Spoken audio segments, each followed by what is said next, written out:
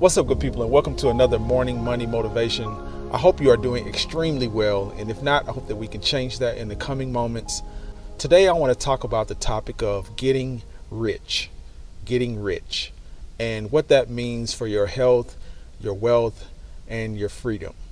Now, I know the topic of getting rich is something that most people at some point in their lives think about. I mean, most of us who live in, especially the Western world, or in the US, or any surrounding areas that are under monetary systems, at some point think about getting rich, or achieving a level of monetary success that will pretty much ensure that they don't have to work again, or they don't have to work for somebody else or trade time for money in a lot of ways. I want to talk about that portion of it, because I think a lot of times people's understanding of what getting rich is really centered around the attaining of a lifestyle, and being able to pay for that lifestyle, or understanding what money will allow them to buy. And I want to kind of demystify, getting rich in that sense, because I think what we have to understand about money in that way is that a lot of times it's not about how much more money you're making, but about what you're actually doing with the money that you make. For instance, I know a lot of people who make decent money. People make decent money by normal, economic standards, in maybe making $200,000-$300,000 a year. Whereas most people, median household income may be around 60 or 50. So if you're making that type of money, most can say that's decent money on that spectrum.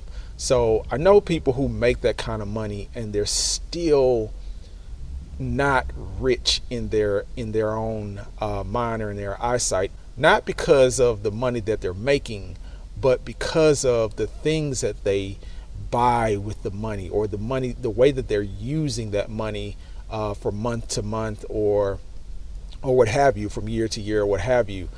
They're still caught up in the loop of working, and not able to really enjoy the comfort of not having to work all the time, or work really hard for that money that they get every year, or every month, or what have you. And there's nothing wrong with working hard for your money. There's nothing wrong with that. If you enjoy the work that you do, and you're able to sustain yourself, there's nothing wrong with working hard. That's not what I'm saying.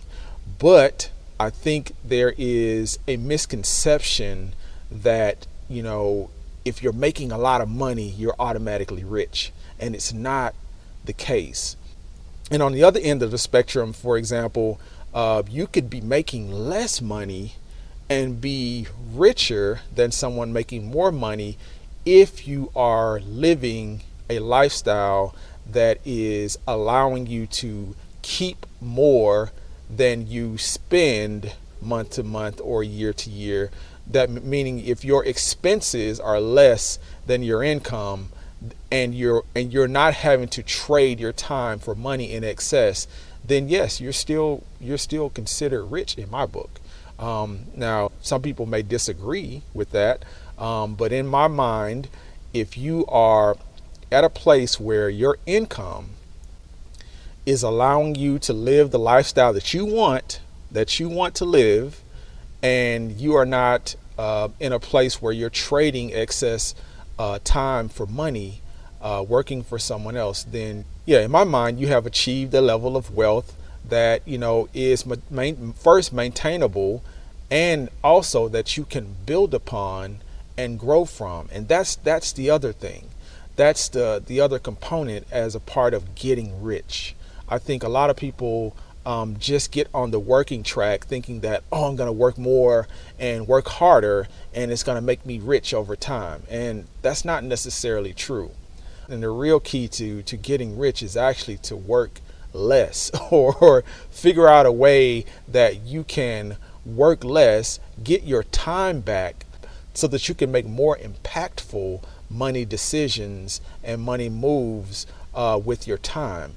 And that is when you kind of enter that realm of, making money in your sleep, or passive income, as some people like to call it. But it's really making money or earning revenue in a way that allows you to free up more time to do more things that you want to do. And to me, that is when you are entering into a stage of, I'm rich, or, feeling like you have achieved a level of richness. And, it just goes a lot to show, kind of why most people don't achieve a level of richness, because we get so fixated on the, how do we produce more, through the hours that we have to spend working. How do we produce more money, and how do we kind of, give ourselves a type of lifestyle that shows that we are, better suited to produce more, or we are exerting ourselves in a way that is equal to a person that has achieved a level of richness. And that facade that people present that way really is the thing that prevents people from attaining the richness that they seek.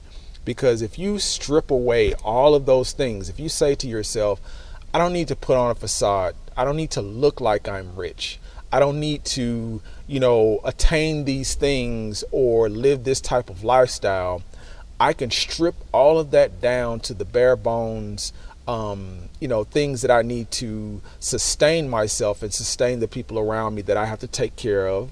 Obviously, once you are able to strip all of that down and really be, in other words, frugal about the way you spend money, it actually opens you up to start building wealth assets, and building, a wealth framework, and really nurture that wealth state of mind, because you are seeing the exponential growth really quickly, because you're not, caught up in the overhead loop, is what I like to call it. Everybody's caught up in this overhead loop. You have all these bills, we have all these, massive bills, things that we pay for, based, our housing, our transportation, all these things that we pay for, that if you really think about it, a lot of times we're paying for a version of things that seem like they are on a certain level, but if you really look at what you really need, the version that you're buying into is not what you really need. There's some people that are so close to being the level of rich that they want to attain, and they don't even realize it. It's as simple as if they just scale down for 1 to 2 years, scale down the lifestyle that they have attached to themselves. They already make the money. They already make enough money to be rich. They already, have even the mindset enough to get there, or learn to get to that point of understanding what true wealth is. They're there, but they're caught in a lifestyle and a loop, that overhead loop, that is really preventing them to get to that next level, or get out of that, that framework. And it's really a framework.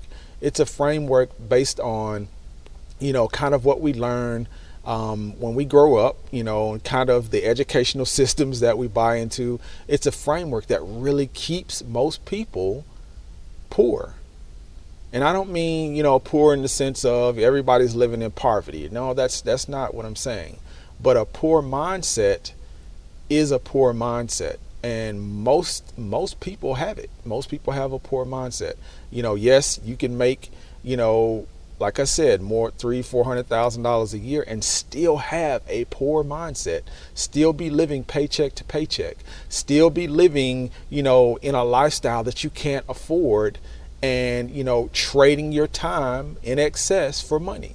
You can still do that earning a high salary. A lot of people do it. A lot of the athletes that we look up to, a lot of the entertainers that we look up to, or even doctors, lawyers, what have you, a lot of people are still caught up in that loop or cycle of trading their time in excess for money because of the lifestyle choices that they're making.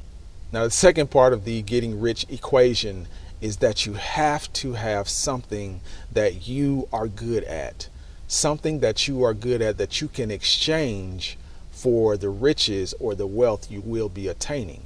That is just a prerequisite.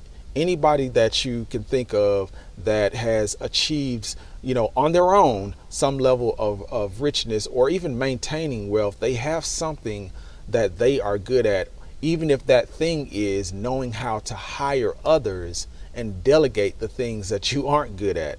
That is still a skill. I was talking to someone about that last week.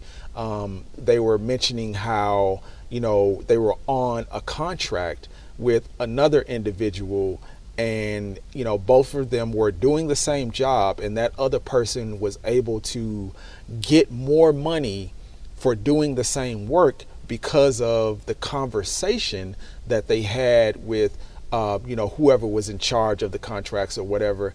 And, they were wondering, they were like, well, I know more than this person. How can this person, all he did was talk to this person and have a conversation.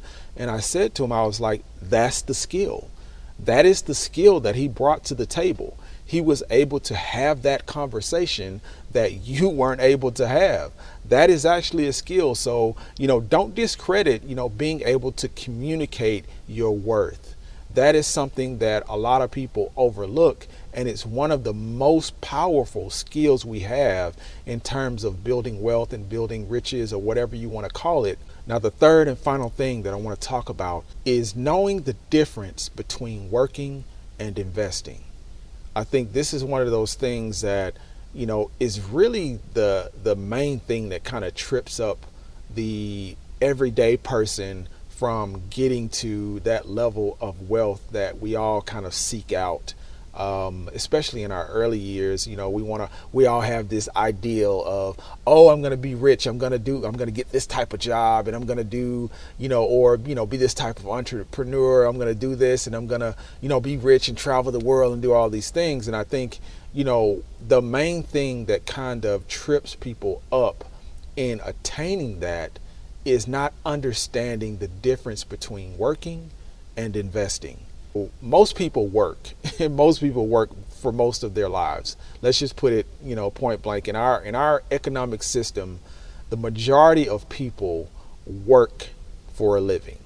And, that's by design. Traditionally, most people have come from backgrounds, working class families, that don't have, an education in the economics of, obtaining wealth from an investment standpoint. And you can always invest in yourself, and you should. That should be your first investment. That should be your first understanding of investing in yourself. That's what most people are doing when they seek out higher education or specific job training or anything that will enrich your knowledge or increase your knowledge to enrich your experience in what you're doing. You are investing in yourself when you do those things. And it's so important that we understand that and be able to exercise that in our lives, because that is, as I said, the third and true component to achieving the riches that you seek. I hope this was helpful to someone. And until we talk again, I wish you health, wealth, and freedom.